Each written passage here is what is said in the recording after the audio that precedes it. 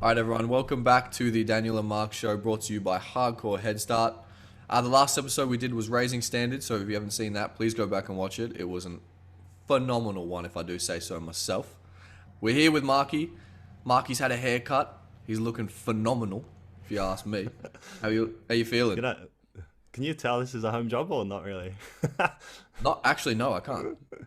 Okay, because I literally just did this before this call, so I've got out the clippers, and I think in Melbourne we've been in lockdown for is it the fourth week or is it the fifth week? I It's either the think this fourth or will the be fifth the week. fourth week.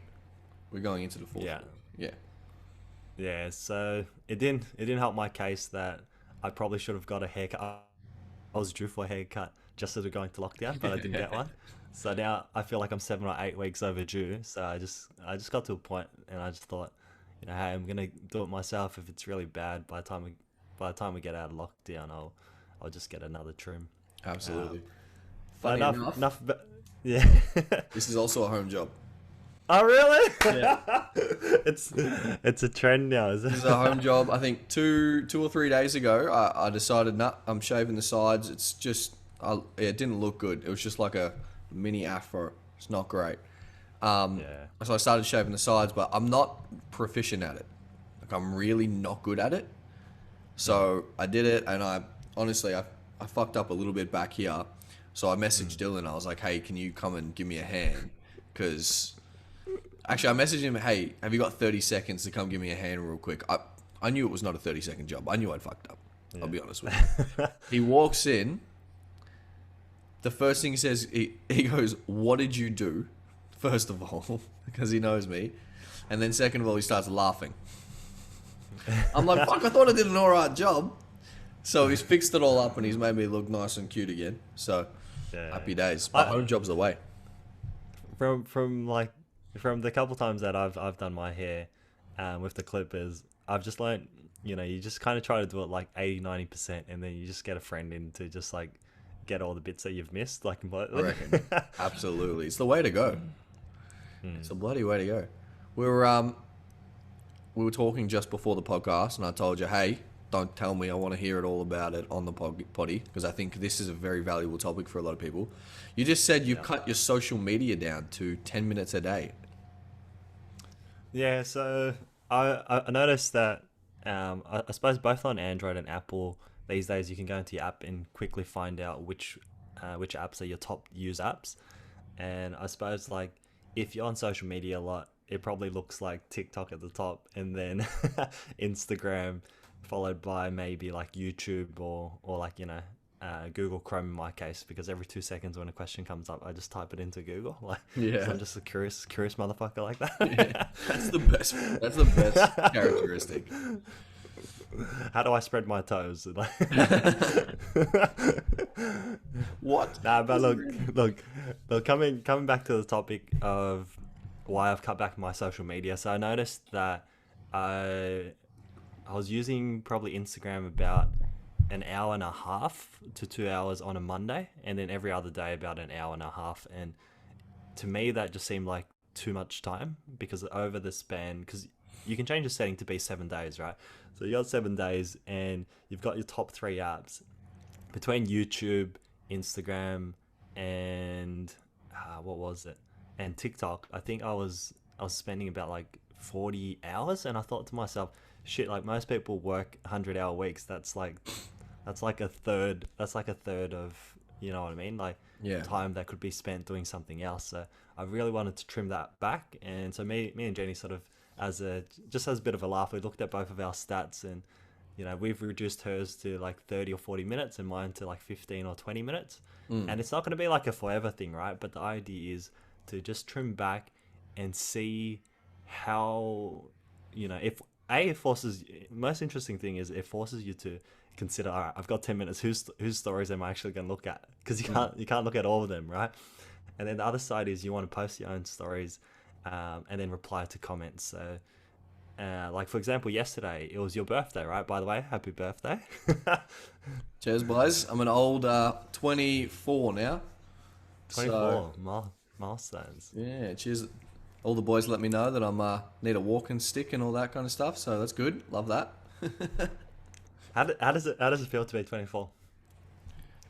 Oh yeah, I mean, I'll be honest, I'm not a birthday man, or I'm not really like a celebration man because I just move on and yeah, yay me. I didn't do much. I don't feel different from like 12 hours ago than when I was 23. Like there isn't absolutely no difference. So I don't really measure. I Yeah. was actually talking to Chrissy G about this. I don't really measure. Um, I don't know what the correct terminology there is, but like life's achievements on age or anything like Mm. that. Similar to like how we were speaking in a previous podcast about the social pressure normalities of what you should be able to do at this certain age. I just Yeah. don't look at an age of like, oh, I should have this done, I should have this done, I should have this done, oh, I should be here at this age. So it just it's no longer important to me. Um, Yeah. I just don't really care. But Nah. saying that, 24 and you know, um, for all intents and purposes, retired from the 9 to 5.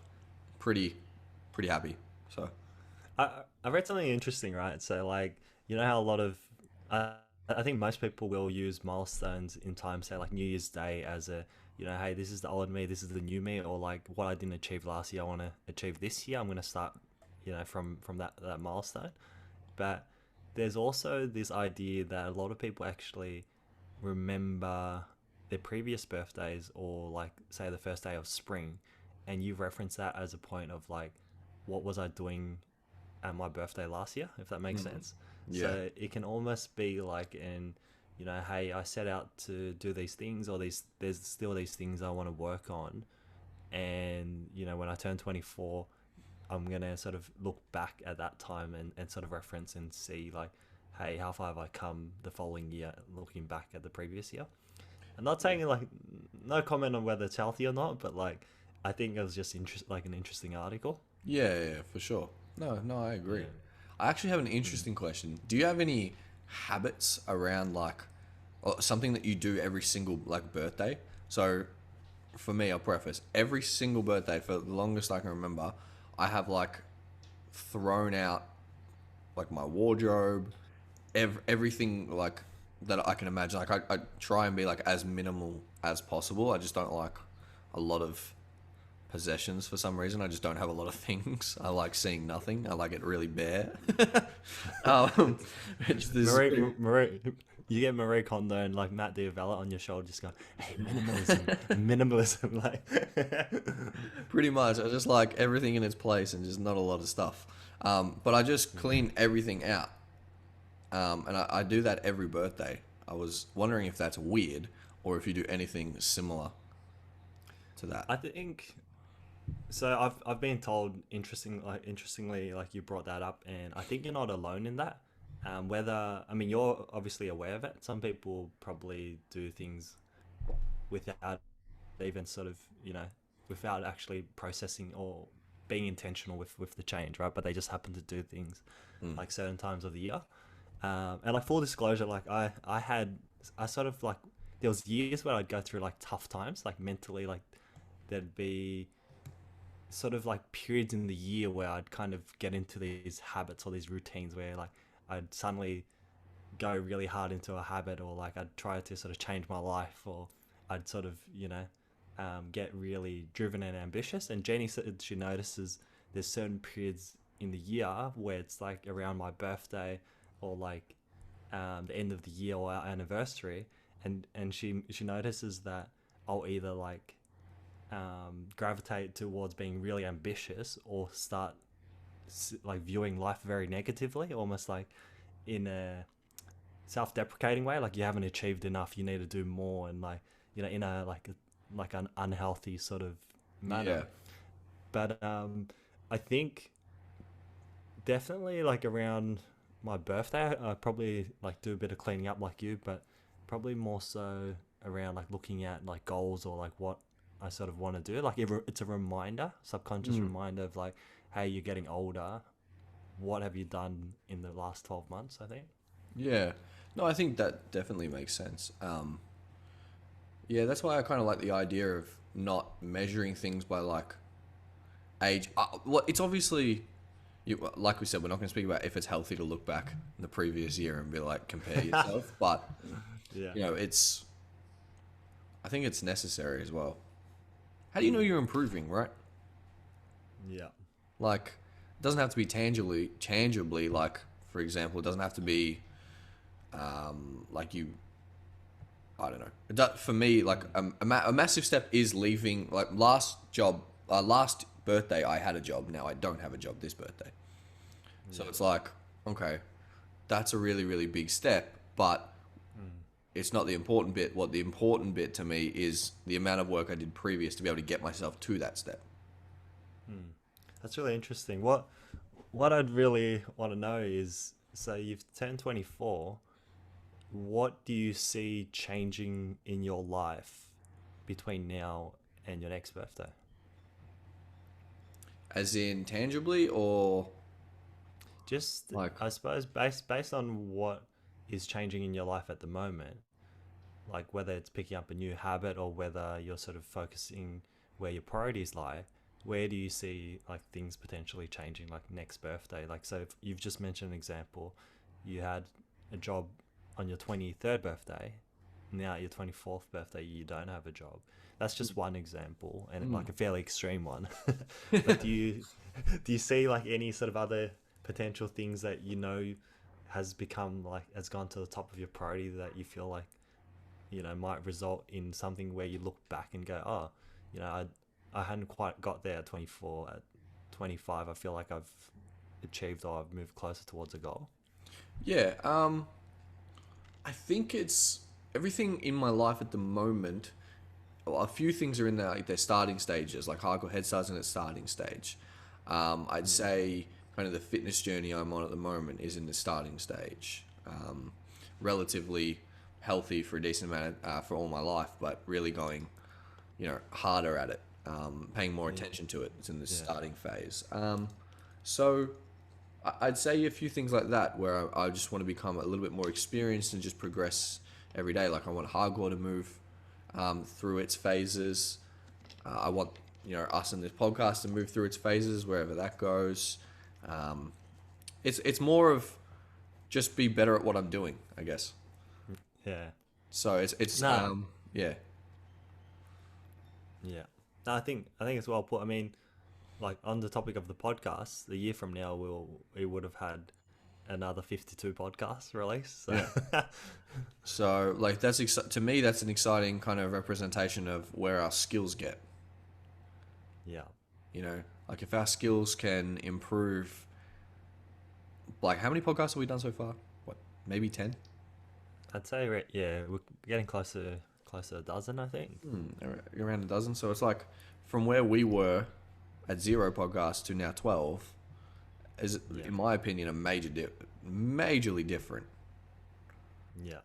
Like our ability to speak and hold a conversation and then go deeper in certain parts and create flow, etc., is much better than when we started. So for me, the exciting part is to see where we're at 52 podcasts down the track. And 100%. that's the similar thing to what I was talking about previous. Is like the more important part is how did I actually get to that, change.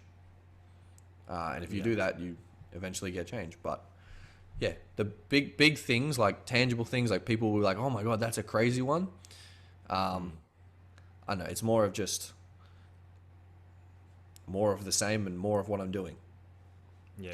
It's almost, I suppose a lot of things you mentioned might be harder to quantify, but it's kind of like, okay, well, my speaking skills or my ability to, talk on a podcast was here, but after 12 months it's here, but it's not like a milestone of a tick off per se, right? It's kind of like, you've, and I think it's awesome. Like we're doing podcasts on both the Hardcore Headstart and on the Daniel Mark show, so we're getting twice the exposure in terms of creating content and getting comfortable speaking on camera. I know, like, even though I have had the Mark Melbourne TV and I'd created videos before, I was a little bit nervous, like trying to figure out how to speak on our podcast because I've never done long form content, right? And a lot of this is unedited and we sort of just speak our mind, and a lot of it is listening to the other person and trying to bring out some interesting conversations. And I think we've changed a lot since our first couple of conversations when we're trying to figure out how do we do this podcast thing. I remember first talking about it, and it was like the reason we first started this was skills and experience and stuff like that, but we also just wanted to get you in front of the camera again because we saw your ability when you were doing the Melbourne TV stuff. Yeah. Like you were phenomenal then, so it's like getting you back in front of the camera, it's a bit scary. And then I'm interested to know for you, how was it change doing it with someone else this time? Because you don't just have to think about you don't have to, like, I'm assuming you wrote your own scripts, seemingly read off a script, and being able to kind of restart every time if you didn't get it right. Like, how does it how is it differentiated from working with someone being me in a podcast? I'd say the biggest benefit is like when you're I suppose one of the things when you're trying to build out anything on your own, right? Whether it's sort of Instagram, Facebook, YouTube channel, podcast, there's going to be a lot of, I've achieved something, I'm getting better at something, but then there's also doubt that comes in your mind. You're like, okay, things have slowed down a little bit. I'm not getting as many subscribers, maybe not as much engagement. Maybe you look at the metrics and, people sort of aren't watching as much, and you start justifying to yourself why things aren't working.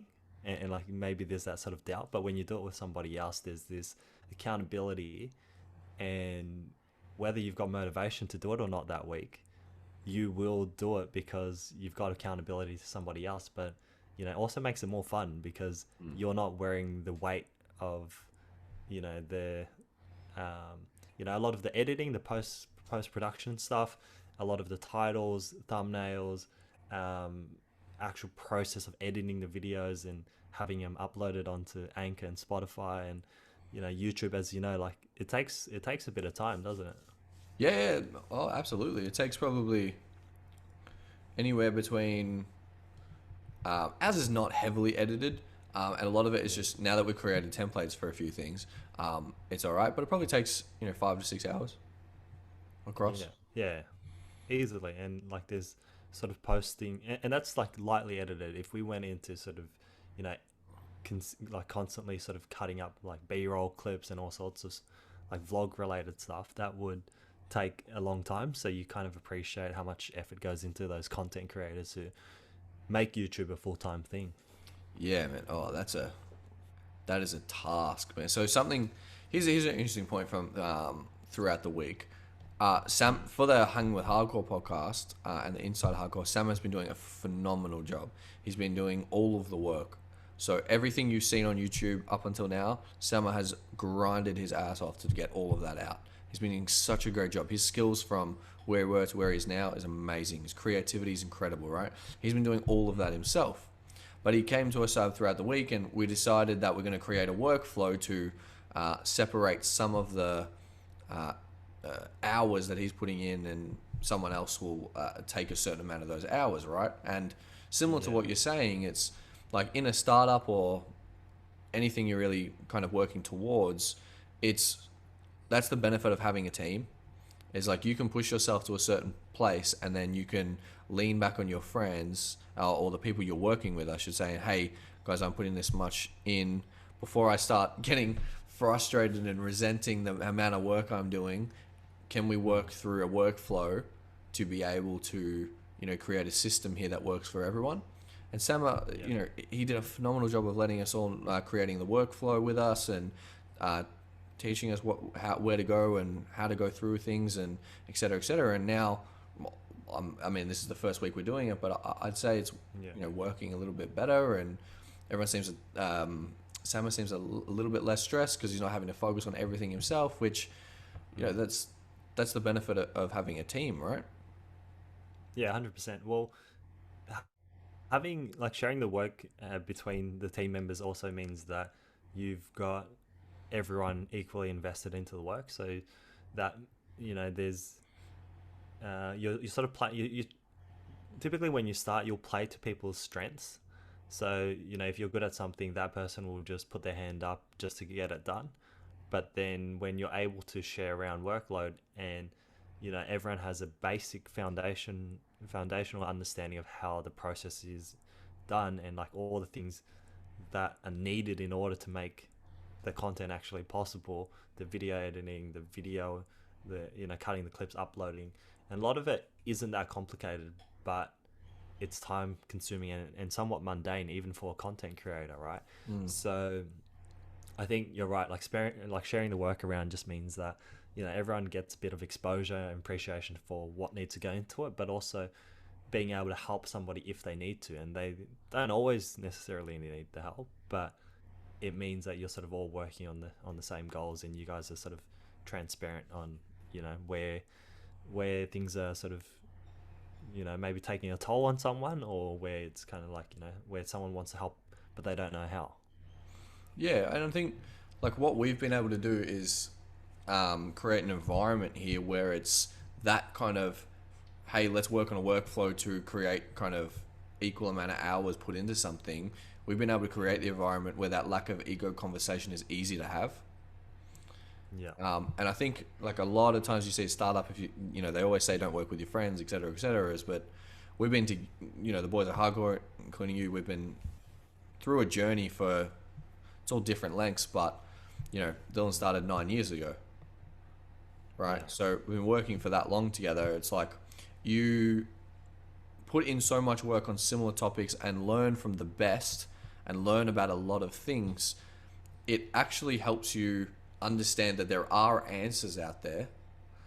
And once everyone understands those answers from the best people, there's less kind of confusion about what the right thing is to do. Yeah. So I think a lot of problems come from like opinions. Yeah. Right? Everyone has their own opinion, but they haven't done the work to actually understand that there is a fucking answer. Yeah. Right? Yeah, Learn from the best person in that field, and the answer becomes obvious. And if everyone does that work, then you can't really go wrong because the answer's fucking obvious. Yeah. Right. I think that's a really good point. So let's say you've got somebody who is, they've got a process for how things are done, right? Let's use the example. Samir has been cutting up or like fine tuning the audio for the podcast. So you would rely on the person who's got the most experience doing that thing at that current moment and see and understand their workflow. And then if you have an opinion, then you can build on it once you've tried it. But you're right, there's a lot of times where it's easy to kind of have an opinion without understanding the process. Yeah. Or having gone through the process. Yeah. Imagine like, this is an example, just an example for us, right? Imagine Samo was he's been doing so much work with the podcast. He's the experienced one. He's the one putting everything behind it. And Doc just came in and went, oh, I think you should do it this way. And that happens a lot. It happens when startups all the time. Not with us, but never happens with us, but it happens in a lot of other places, a lot of other startups, a lot of other relationships, et cetera, et cetera. It's like, what? That's not common sense. You know what I mean? It's, if you have put in the work and have the experience, then you probably, and Summer's had the same amount of work and experience, then your opinion's probably going to be the same. So it's like, then do you know what I'm saying? Does that make sense? I think 100% it does. Building on that, I think if someone has an opinion on how things should be done differently, then, or if you're going to shut down someone else's idea, then you have to have a suggestion. And then further to that, you need to champion that suggestion and follow through and show what that suggestion looks like. And I think that's how you can overcome that automatic, sense of, hey, I want to share an opinion, but I don't necessarily want to, show the feasibility or viability of actually going through with that, suggestion, which normally means more work for somebody else, right? Absolutely. And then you're just talking for the sake of fucking talking.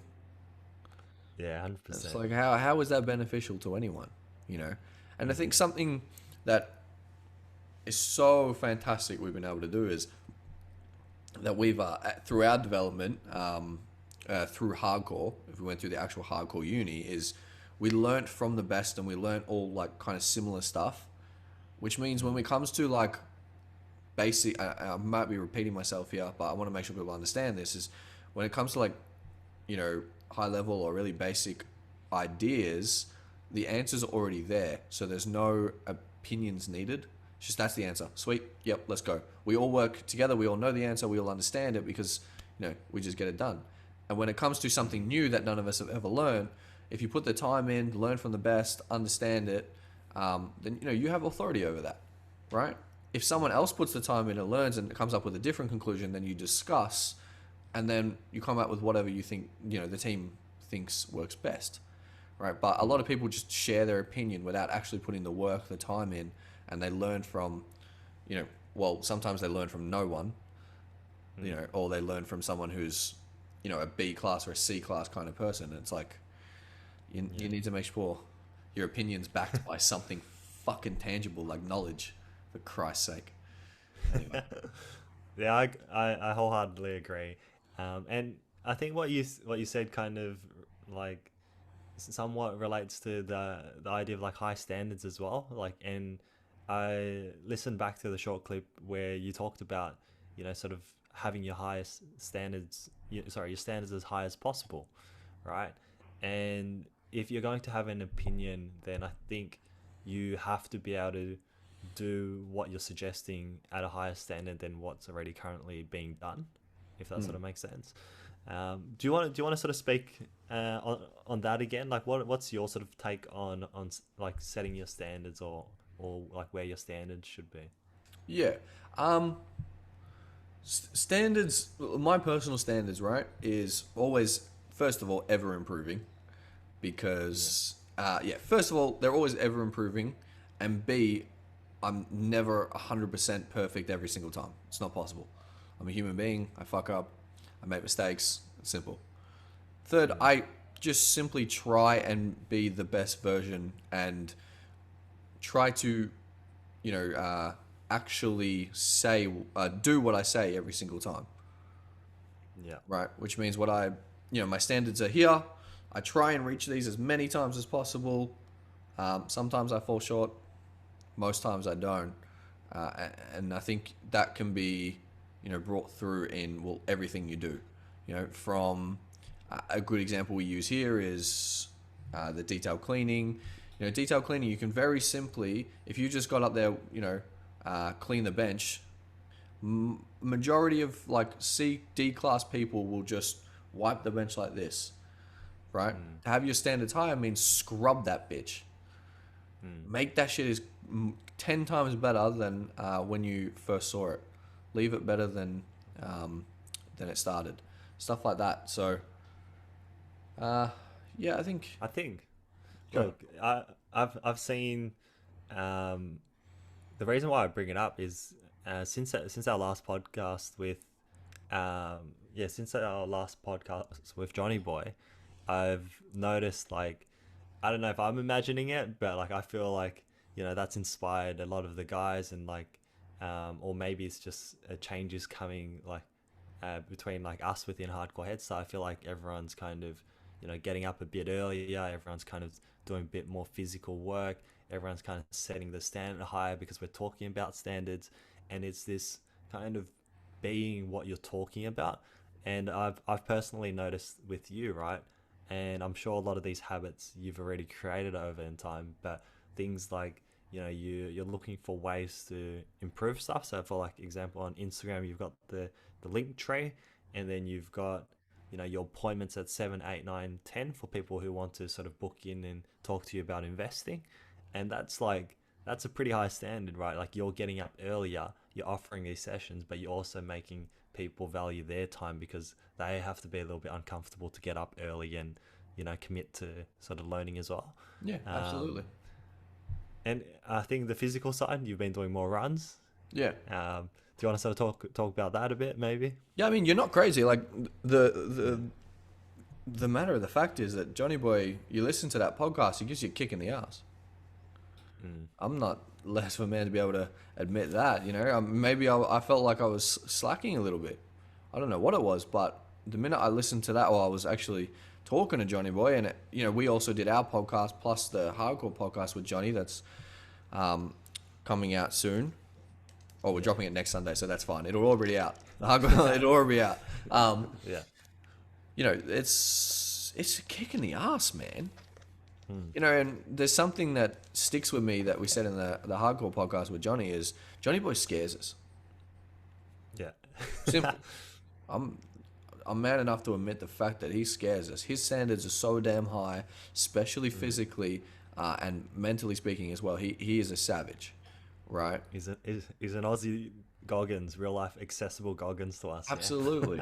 Absolutely. So if it doesn't give you a kick in the ass, you obviously didn't listen to it properly. It didn't help you understand it. And maybe it's me just coming into myself as well a little bit, and perfect timing around my birthday.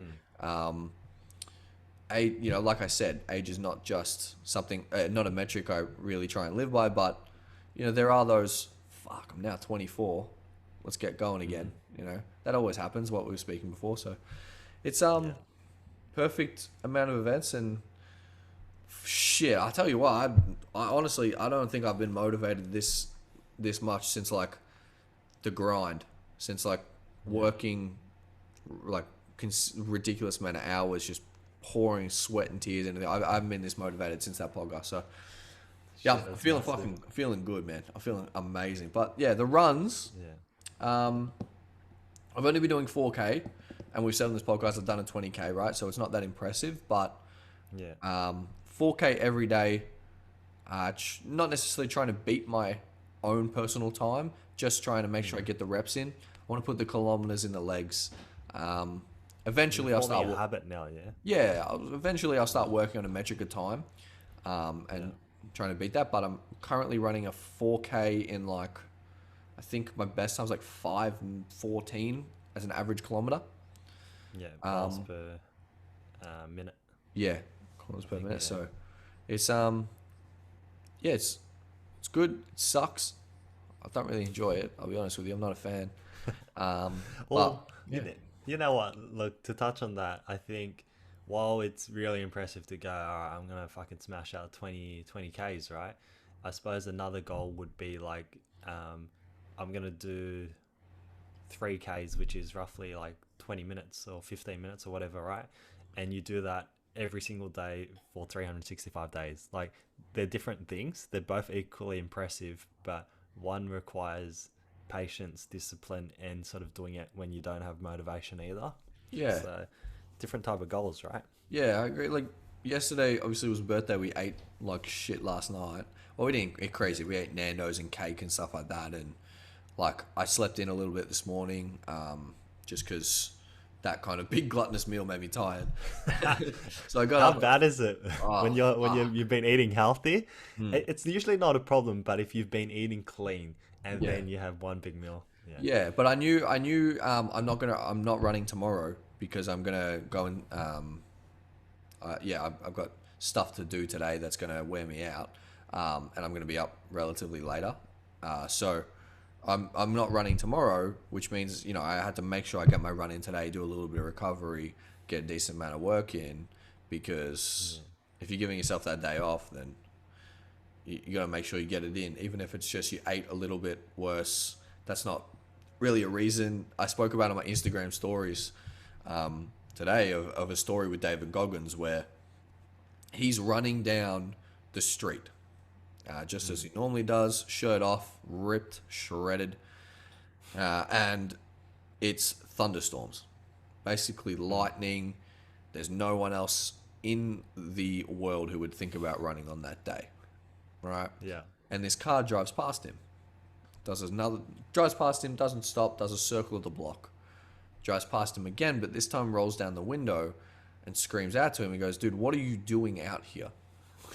These are miserable conditions. Like, why are you running? Are you okay?" Goggins says this line. He goes, "I'm out here because you're not." That was a story I shared on my Instagram story, and it's pissing down outside today. And I was like, I'm getting after it again. So that's a little story for people. Love it. I love it. Speaking of Goggins, like, I think the other thing that's kind of like inspired me over sort of the last 2 weeks since Johnny's podcast is also just finishing like the Goggins audiobook for the first time.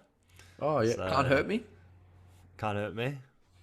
Absolute like ripper. I think Monster. it's definitely, if you got Audible, you know, buy a copy. If you don't, buy the book, whatever, just go through it.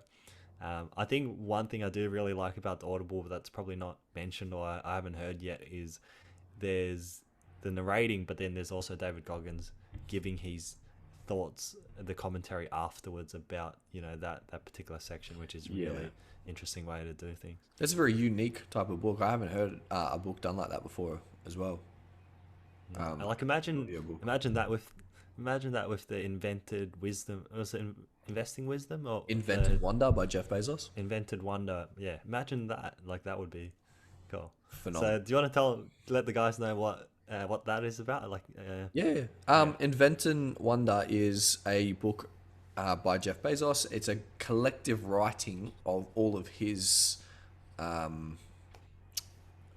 audio podcasts he's done, not necessarily podcasts, but like seminars, presentations, annual reports, all that kind of crap. Everything. yeah. It's a collective writing. Everything is in there from his view, and it is phenomenal. If that was another thing I read, that Jeff Bezos, CEO of now executive chair of Amazon, like Yeah. dude's standards are way higher than everyone else in the world. So it's funny how things kind of just accumulate and then allow you to go next level, and that's what we talk about, like top 5 heroes, is like using these people to take you to the next level. Yeah, and I think important thing to note is like a lot of this starts with small steps. So remember in the last podcast I told you about how I'm trying to get up 30 minutes earlier. Yeah. So I've been doing that for 2 weeks now. I've talked about the idea to Jenny and she's taken it on board and she's been doing it for a whole week. So every morning she does a set of push-ups, a set of sit-ups, takes a break, rinse, repeat. So it's 10 minutes of exercise, 10 minutes of meditation, and then 10 minutes of just getting ready for the day. And even she's starting to notice the change. And it's just like those small incremental things. Whereas like if you asked me 3 months ago, like how would you feel on a scale of 1 to 10 trying to get up at 7 o'clock every day? I'd probably put that up as an 8 or 9, and that's like me being like an absolute pussy, you know. Like, but honestly, you just have to reverse engineer and go, all right, what is so hard about waking up early? And for me, it was my body's really groggy and my decision making ability is terrible in the morning. But if I could biohack myself, which is like doing exercise in the morning, your body gets cues for how you're doing exercise, you're moving, your body remembers the next day, and it actually gets pretty easy, right? No, that's dude, it's awesome to hear that are you finding it as hard?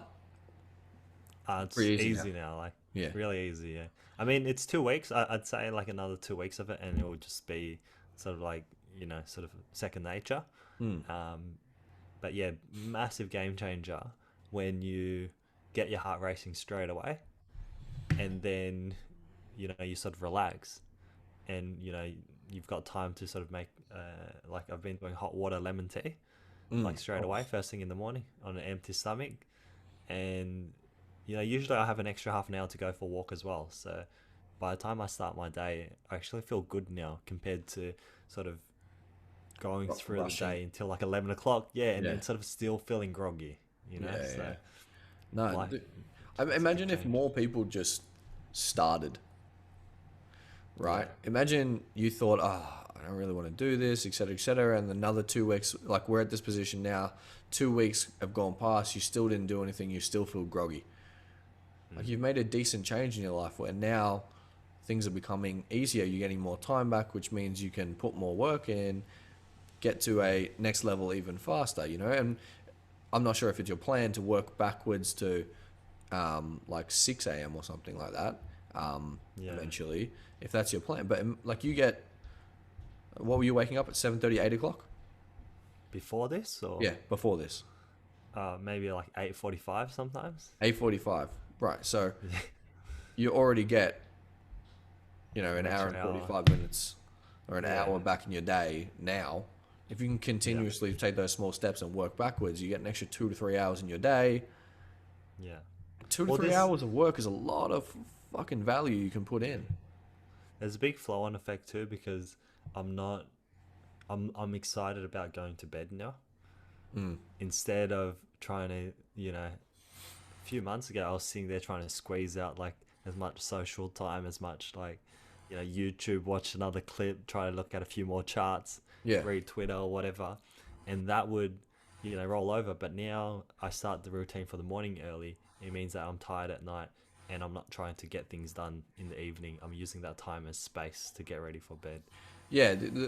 If anyone thinks they can be as productive, at night than they can, in the morning or, during the day, they're lying to themselves simply. Well, maybe that's a bit harsh because some people are night owls. Fair enough. Yeah. There's maybe a very subset of people who can do that. But Yeah. But I'd say then, for the majority. yeah, and I suppose the other side of that too is you have to be consistent, right? If you're a night person, then you have to be always working those hours when you're at night. And the equivalent of a night person, let's say if someone's working hours are like, you know 2 p.m. to 2 a.m., right? Then that means from 2 a.m. Sorry, from 2 p.m. to 4 p.m. they have to be super productive, like straight away when you first wake up. And you got to ask yourself, are you productive during those hours? But yeah, I guess it can come down to output too. Yeah, the reason I say the majority are the, try and start getting up earlier and you're not productive in the night is it's kind of working through the night's relatively counterintuitive to your circadian rhythm, right? True, 100%. So, in my head, science says, what if even that person created a habit where they could start, flip their body for a month, they just slept and then started waking Just up try. earlier? I feel like they might be more productive. Yeah. And I want to note for all the people out there, I'm not a doctor and there's no fucking science backing up. It's just, for some reason in my head, I'm like, I feel like circadian rhythm is considerably more important. Yeah. Yeah. Well, look, I don't going back to 300 years before there was electricity, right? People would literally have to, once the sun goes down, that's it, no more work, right? And I suppose with the invention of electricity, thanks Albert Einstein or whoever fucking gave us this. Albert this great- Einstein. Tesla. No, it was before Albert Einstein, wasn't it? All right, everyone. We had some technical difficulties there. The inventor of electricity, whoever he is, has decided to destroy my computer. But we're back. So we're going to move on from the fact that we actually don't know who invented electricity anymore. And Google says it's... It was Edison or Nikola Tesla, but we don't know. And Right. and to my credit, they were born roughly the same time, 1850, 1870. Could have been any one of them. So Could have been either. Could have been either. on a serious note, like we've only had electricity for 150 years. Isn't that like somewhat like fascinating? Somewhat fat. It's insane. Yeah. It's crazy. We've been doing this like civilized world thing for such a short amount of time in comparison to, how long, small tribes were around, et cetera, et cetera. Like that way of living is still primarily built into us, and I feel like this is still very confusing to our maybe our genes and our evolution and all that kind of stuff. But again, not a scientist, not a doctor. And I suppose like look, building on that, like we've got social media that's been around maybe like 12 or 13 years. We've had the internet that's been around 20, a little over 20 to 30 years, and in the scheme of things, like they haven't been around that long. So we're still trying to figure out where these things can be tools or where they can be sort of problems for people.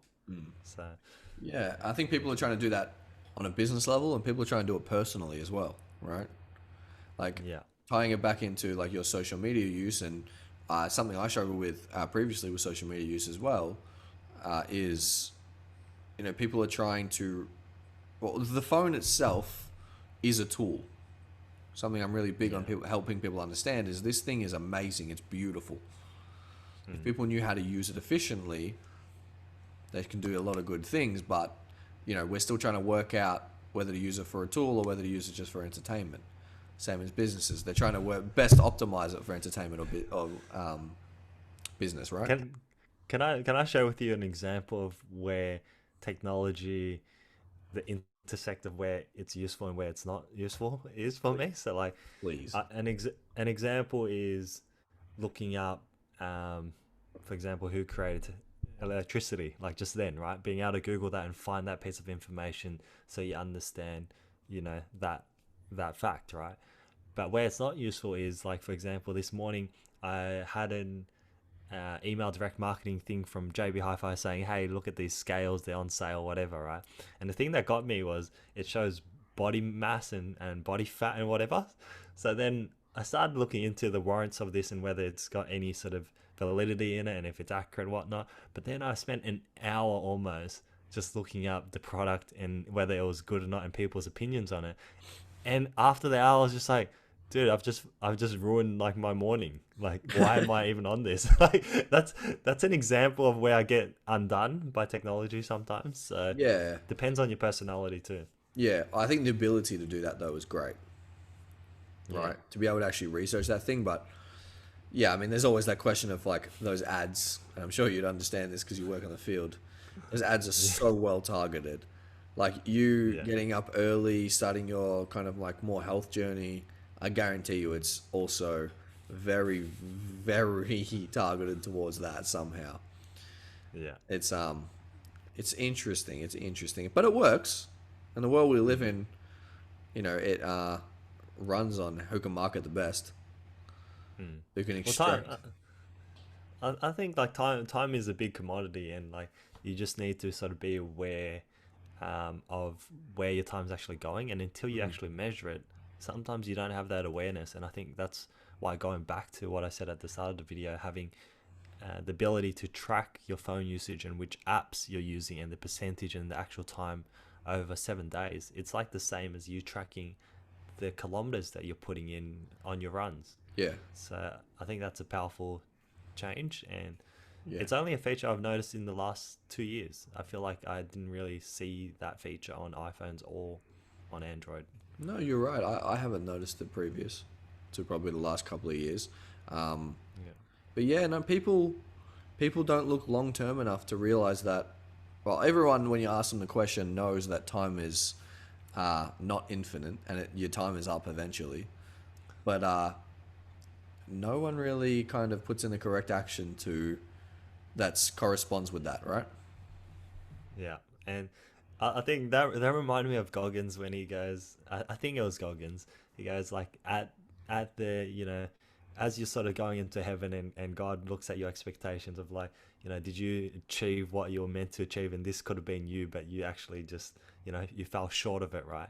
You want to know that you've uncovered every stone possible that you could have uncovered, and I think like I think that's a pretty powerful message of being able to do more than you think you can even expect from yourself by constantly setting the bar higher. Yeah, that's a ripper story. That's a ripper. Do you remember the story? Because I literally heard it yesterday. Because I Yeah, was listening to it. I reckon you'll do a better job, but yeah. Go So on. when Goggins, eventually somehow, if he ever does actually die, I don't know if it's possible, but with that man himself. But when Goggins eventually, bites the bullet, he has this kind of idea of, God. He believes in God, and that kind of way of life is he's going to be in front of a person, and a person is going to hand him a piece of paper. Right, and this piece of paper, it has his name on it, right? But it has all of these incredible achievements that the real Delver Goggins has actually done, right? So I should preface a little bit better. David Goggins was 279 or 97 pounds. Yeah. Yeah, for all intents and purpose, big boy. 140 kgs roughly. Big boy, right? And at that point, he says if he actually died when he was 140 kilos, he would go in front of his maker, whoever that is, and they would hand him a piece of paper that had his name at the top and all of these incredible achievements, like competing in 3 Hell Weeks in 1 year, finishing 2 of them. The other one, a guy died on and he didn't finish it, so I wouldn't be upset about it. He's running multiple ultra marathons. You know, he's all of these crazy things. It has all these achievements written down on this piece of paper with his name at the top. And David Goggins, you know, as that fat person, if he died then, he goes, hey, this name is right, but these achievements of what happened in his life are not mine. And his maker says, but that was your potential. That's what you could have been. Damn. Shit. Pretty deep, if you ask me. So, Yeah. David Goggins is that kind of person who is trying to, you know, when he meets his maker, he's done everything possible so that when they hand him that piece of paper, they go, God damn, we didn't have a piece of paper long enough to write down everything you've actually done.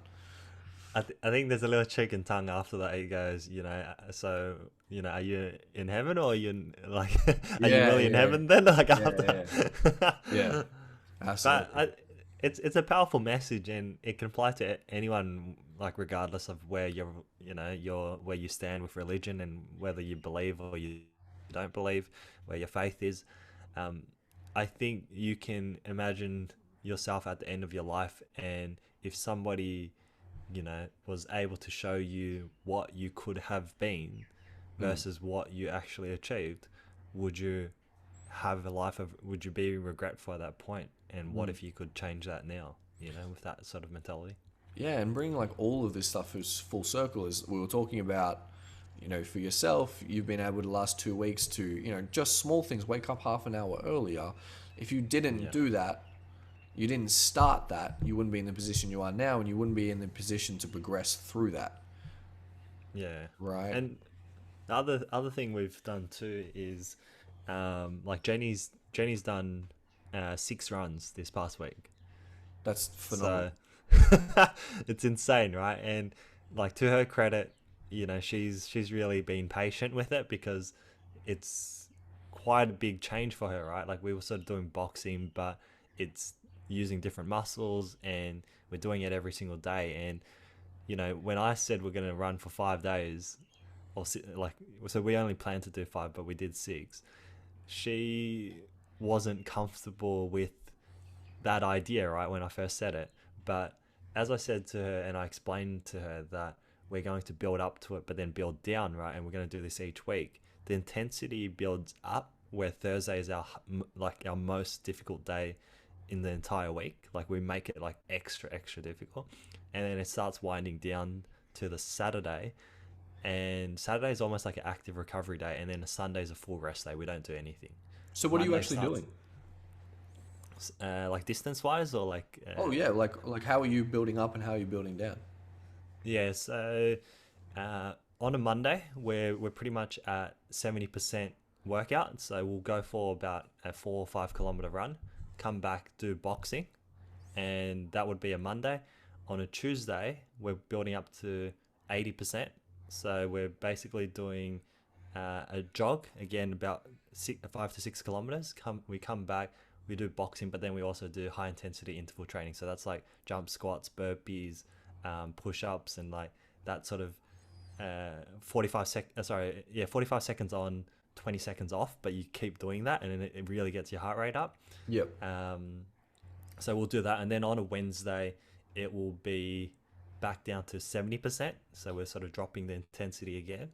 And then on a Thursday, we did, I think it was a 13 kilometer run, came back, did boxing for like 15 to 20 minutes, got Manjot's bakery delivery. So that was like a little interruption, but we didn't eat. We just picked it up. And then we did sparring for like we did sparring for like 20 to 30 minutes, which was just like body contact, like no head. But yeah, we were fucking spent, dude. We were so spent on that That's Thursday. a lot, man. That Thursday's intense, bro. And then Friday kind of winds down a bit. It's just like a 4K run, but at a quicker pace. Yeah. And then Saturday again was like 4Ks, but just slow pace. And then Sunday we didn't do anything. So your jogs, you're really just jogging. You're just chilling, just getting the kilometers done. Yeah. Yeah. Nice. Yeah. All right. Cool. 30. Oh, that's sick. But yeah, I think she clocked in 35Ks this week, That's amazing. which is insane. Yeah. That's like, what was she doing previous? 0? 2 weeks ago we did two Ks and she had to take a break. So I think like we've been on and off, but it's been incredible what we've been able to achieve in 2 weeks. Yeah, I mean, far out. If people only knew their potential. Jenny! Good job, Jennifer. Good job. I know you're listening. I'm proud of you, mate. Keep going. Keep going. Become a fitness influencer at this rate. Bloody hell. It's been good. That's amazing. Dude, I love that. Like 2 weeks ago, could only run 2 kilometers, terrified of the thought of running, and now y'all are getting shredded. So, has Jenny spoken maybe about her kind of limitations, or expanding her mind a little bit of like, wow, I can actually do a hell of a lot more than I thought. It was just me kind of limiting myself. Has she spoken about that at all? Yeah, the biggest one was the very first. So we run around the Maribyrnong River, like before there was the lockdowns. And the very first time she was able to run the entire, because our goal, which we set, because I said to her she'll be able to do this in like 6 weeks, right? But she wanted like a whole year, because at that point in time, her fitness, she felt like she needed a year to be able to run around the Maribyrnong without taking a break. And that was, to give context, 5.5 kilometers for the track. So in my mind, I didn't think it would take a year. And I said to her, look, we'll compromise, we'll do 12 weeks, right? She achieved that in, I think, 6 weeks. So she did hit it in the 6 weeks, which I projected.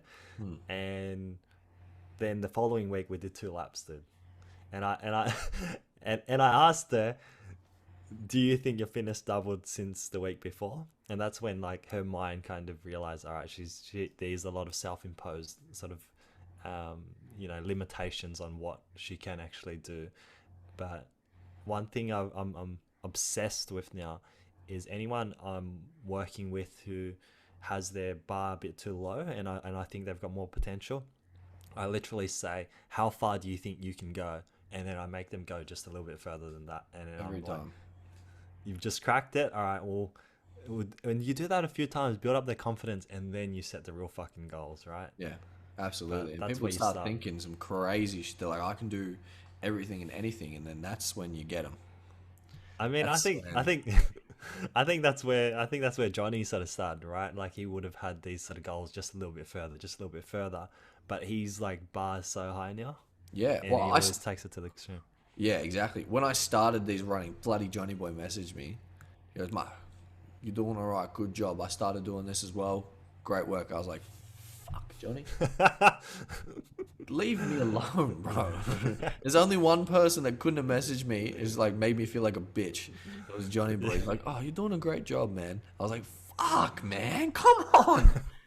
I was just trying to work, but no, it was he was just saying it was actually a really good message. He was sending, he was letting us know that like this is how he started, just get the kilometers in the legs, start with those, that 4 or 5 kilometer mark, and then just consistently do it, and then you'll realize you can start running a hell of a lot more. It's just about putting in every day, regardless. Yeah, I read something interesting where it was just on a forum, and from the more experienced sort of like ultra marathon runners, they had sort of talked about running slower so you can run faster. So it's this idea that your body's not used to running those distances, so it's counterproductive to try to pick up the pace unless that's what you're going for.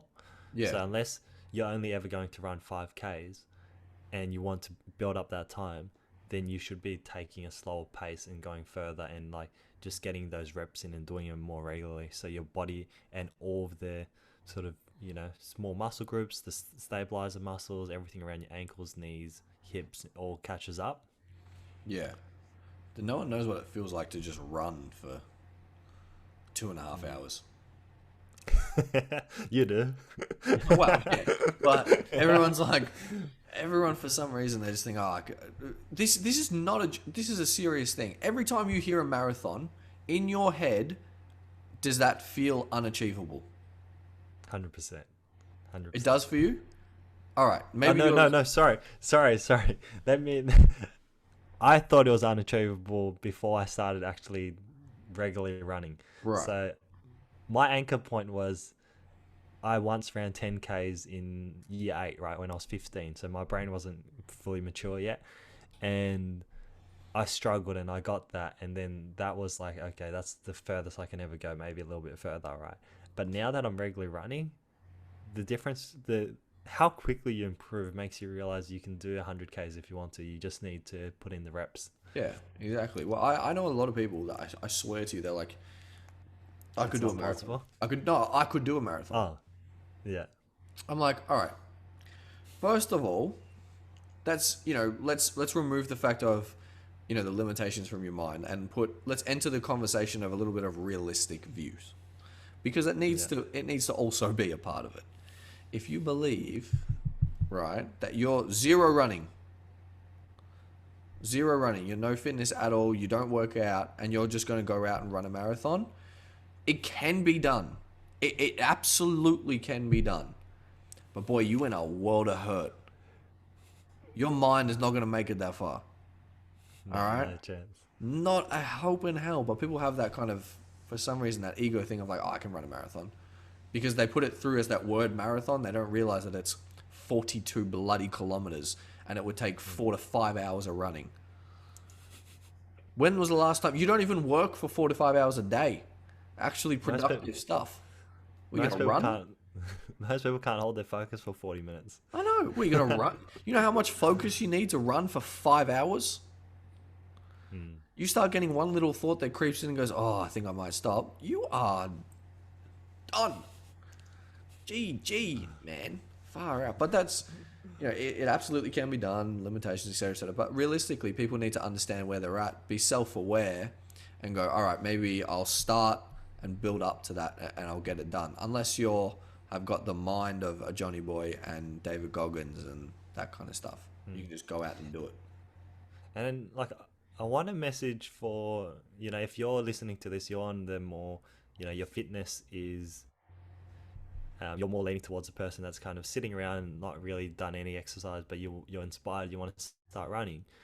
Aim for, aim for like 15 to 20 minutes of exercise and just getting the reps. Don't worry if you don't think you can run 2 kilometers or whatever, right?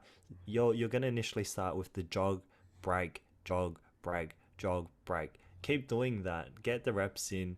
Make it a routine, right?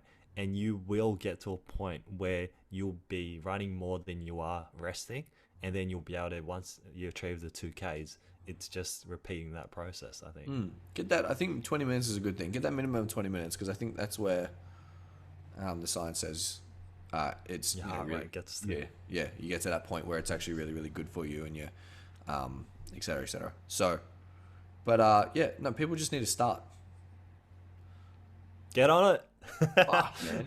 Just do some shit, bro. Fuck. Anything you've got in your life, like anything, be self-aware enough, or if someone's been telling you, there's a certain part of your life that you're just not good at, fix the shit. Find people who are better than you at it. They're the best in their field at it, and learn from them. And that's it. That's all I got. I love your message around, like, do something until you learn to love it, right? Like, read until you learn to love it, run until you learn to until you love it, and sort of push yourself, take a break, push yourself, but have it as a process where you give it enough time that you can learn to see the positives in it. I think most people, want to do things, but they don't stick at it long enough to know whether, you know, it can be something that they can learn to appreciate the process for. With running, like one that comes to my mind is everyone likes to go and walk and see beautiful views, right?